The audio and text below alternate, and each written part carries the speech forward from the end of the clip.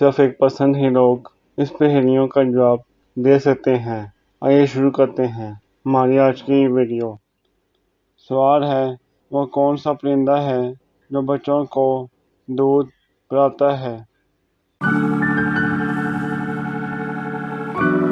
जवाब है चमगादड़। सवाल है, इंसान मार्च में फरवरी से ज़्यादा खाना क्यों खाता है?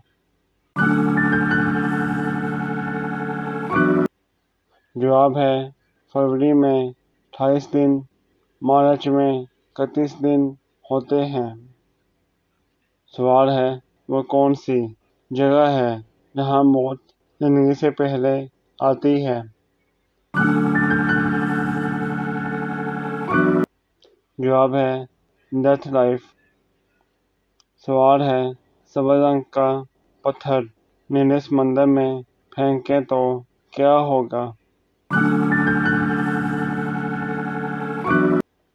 जवाब है डूब जाएगा। सवाल है, वो कौन सा जानवर है जो लोहे की कीलें हजम कर सकता है? जवाब है मगरमच्छ। सवाल है, इस चीज़ का नाम बताएं जो धोने से गंदी होती है। जवाब है पानी।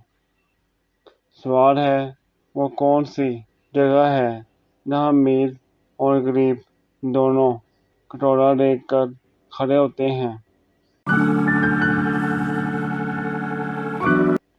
जवाब है गोलगप्पे की दुकान।